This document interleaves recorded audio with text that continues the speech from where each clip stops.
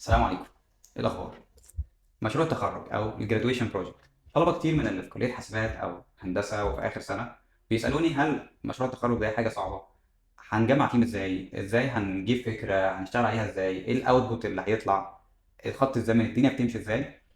فلو انت داخل اخر سنه في الكليه او في سنه ثالثه او تانية ومهتم تعرف ابعاد الموضوع ده، فان شاء الله الفيديو ده هيكون مفيد جدا ليك. هنتكلم النهارده في كذا نقطه مع بعض: الخط الزمني لمشروع التخرج، ايه المتوقع منك اصلا في مشروع التخرج، التيم بتاعك وازاي هتجمعه، واخيرا المشاكل اللي هتواجهك والحلول بتاعتها. يلا بينا نبدا باول حاجه وهو الخط الزمني لمشروع التخرج. انت بتبدا في حدود شهر 8 او 9 تستمر لحد شهر 6، يعني معاك حوالي 10 شهور. تعالوا نقسم المراحل دي لسبع مراحل وناخدهم مع بعض واحده واحده. اول مرحله وهي تجميع افراد التيم واختيار الدكتور المشرف. بعد ما جمعنا التيم هنبدا نشوف الافكار اللي موجوده، نحللها، نختار فكره مبدئيه لينا. بعد كده هنبدأ نقرأ أوراق بحثية، نجمع داتا أكتر. بعد كده نحط أساس المشروع ده ككود وديزاين ونبدأ في الدوكيومنتيشن. بعد كده ننفذ المشروع ده ونحل طبعا المشاكل اللي هتواجهنا. وفي الآخر نكمل الدوكيومنتيشن ونختم بالبرزنتيشن لو يعتبر أهم حاجة في الموضوع. دول يعتبروا المراحل الأساسية. بيتم تقييم شغلك على مرتين، مرة في الترم الأول ومرة في الترم التاني. في الترم الأول بتكون بسيطة، في الترم التاني يعتبر الليلة كلها يعني. في حاجات طبعا تانية إضافية ممكن تعملها، لو عملتها هتضيف ليك جدا هتساعدك، ولكن لو ما عملتهاش ما حدش هيحاسبك عليها قوي يعني. زي مثلا انك تخش مسابقات تكسب فيها او ما تكسبش، او انك تعمل ورقه بحثيه بالمشروع بتاعك، او حاجات تانية كتير ممكن نعملها فيديو لوحدها. نرجع للخط الزمني للمشروع بتاعنا ونبدا باول حاجه وهو تجميع افراد التيم واختيار الدكتور المشرف. في المتوسط التيم بيكون 6، احيانا بيوصل 9 في بعض الجامعات واحيانا بيكون بس 3 او 4. ايا كان عدد التيم اللي في جامعتك عايزك تلتزم بشويه الحاجات دي. التنوع في التيم مفيد جدا، حاول دايما التيم بتاعك يكون فيه ناس بتستخدم تكنولوجيز مختلفه، يعني ناس شغاله فرونت اند، ناس باك اند، ناس ماشين ليرنينج، ناس موبايل مثلا. اكيد مش هتعمل بروجكت بيستخدم كل الحاجات دي، بس وجود الاوبشنز دي في التيم بتاعك هيريحكم كتير جدا. تاني حاجه شوف ناس مرتاح معاها في الشغل، ومش لازم يكونوا اصحابك، بس خليك فاكر ان راحتك النفسيه واستعدادك انك تبذل طاقه كبيره في المشروع مع ناس انت مرتاح في الشغل معاهم هيفرق في الاوتبوت بتاعكم جدا. فحاول تختار ناس مجتهده حتى لو مش مستعدين 100%، كده كده هتتعلموا كتير جدا اثناء مشروع التخرج، بس اختار ناس مستعده تفرق كتير وتحاول مره واثنين وعشرة. بالنسبه بقى للدكتور المشرف على مشروع التخرج بتاعكم، في الاغلب انت والتيم هتروحوا تعرضوا على الدكتور يكون مشرف على المشروع بتاعكم. فحاولوا تختاروا دكتور سهل في التعامل تقدروا توصلوا له بسهوله عشان تقدروا تستشيروه في حاجات كتير. خلاص جمعنا التيم واتفقنا مع الدكتور المشرف، نخش على تاني مرحله وهي تحليل الافكار اللي اوريدي موجوده واختيار فكره مبدئيه للتيم. المرحله دي مش سهله وبتاخد وقت ومجهود ومحاولات كتير، فلو طولت معاك شويه ما تقلقش، ده الطبيعي. شوف الافكار اللي اتنفذت في السنين اللي فاتت، ولو قدرتوا توصلوا للدوكيومنتيشن اقروه، فهموا الفكره العامه، مستوى الحاجات اللي اتطبقت في المشروع ده، والتقدير العام بتاع المشروع ده كان كام. ده هيديلكم انطباع اكتر عن مستوى الحاجات المطلوبه منكم. شوفوا على الاقل في حدود 5 مشاريع مثلا. عادة هتلاقوا في مكتبة الكلية الدوكيومنتيشن بتاعت مشاريع السنة اللي فاتت، حاولوا توصلوا لها وتقروها وتشوفوا المستوى بتاع الحاجات عامل ازاي. ولو ما عرفتوش ممكن تتواصلوا مع الطلبة اللي اتخرجوا بشكل مباشر تستأذنوهم في الدوكيومنتيشن بتاعهم او البرزنتيشن بحيث تقروا المشروع ده. خليك فاكر الهدف هنا مش ان احنا نقلد الشغل ده، الهدف نفهم الفكرة العامة ومستوى الشغل ايه، بحيث نبقى عندنا تصور عن الافكار بتاعتنا رايحة في انهي اتجاه. بعد كده اقعدوا مع بعض فكروا سوا وابداوا شوفوا لو حد عنده اي فكرة ابداوا اكتبوها، ما ترفضوش اي فكرة في الاول.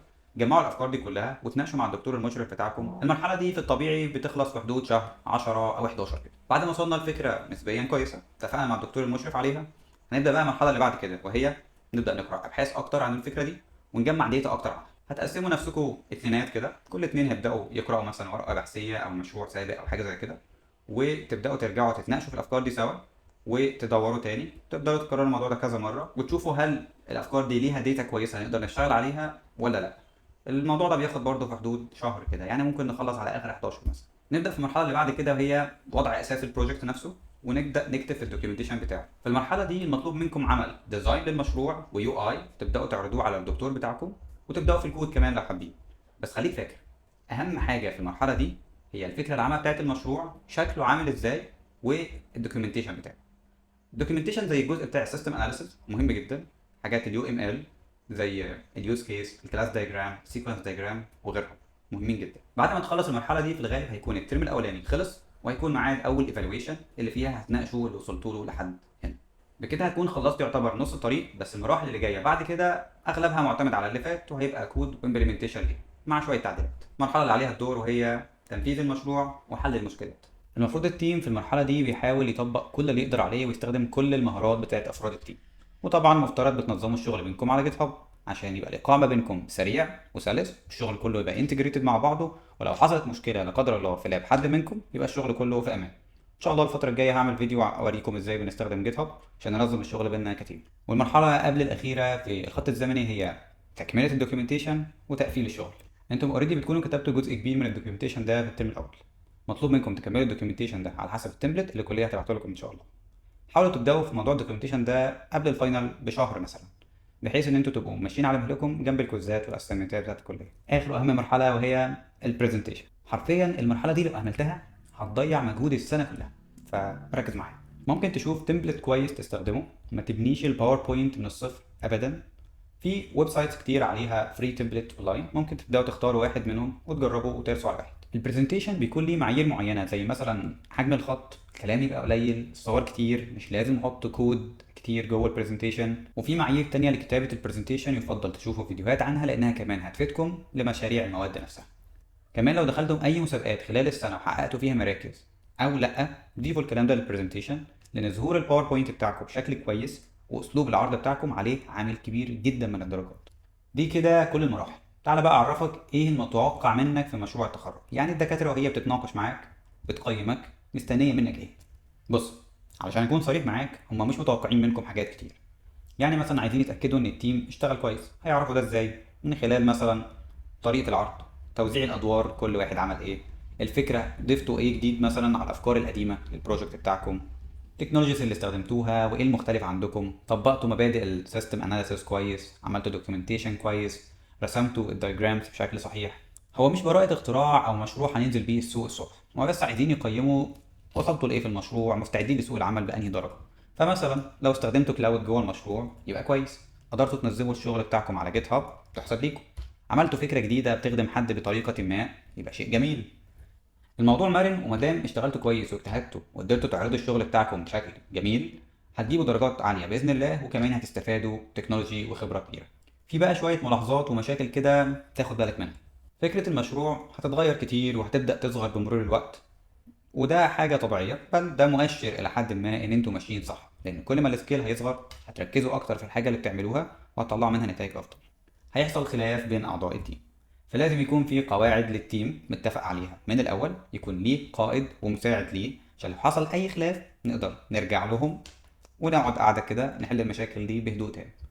هيحصل ان يكون في حد عايز يشتغل بتكنولوجيا معينه وباقي التيم بيستخدم حاجه مختلفه، وليكن مثلا حد عاوز يعمل موبايل ابلكيشن للبروجكت والتيم كله اجمع ان احنا عايزين نعمل ويب سايت. خدوا الموضوع ببساطه شديده، حاولوا تلاقوا فايده للموبايل ابلكيشن ده مع الويب سايت عشان كل حد في التيم يطلع اقصى ما عنده.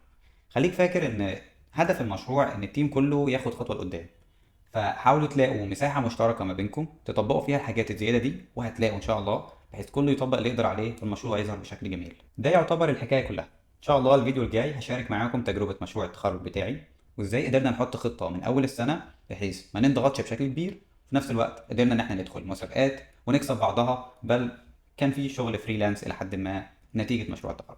لو عندك اي اسئله ممكن تكتبها في الكومنتس عشان اجاوب عليها في الفيديو الجاي باذن الله. وما تنساش تعمل لايك وسبسكرايب للقناه وتتابعني على لينكد ان اللي منزل كل حاجه جديده هناك اول باول. اشوفكم الفيديو الجاي. السلام عليكم.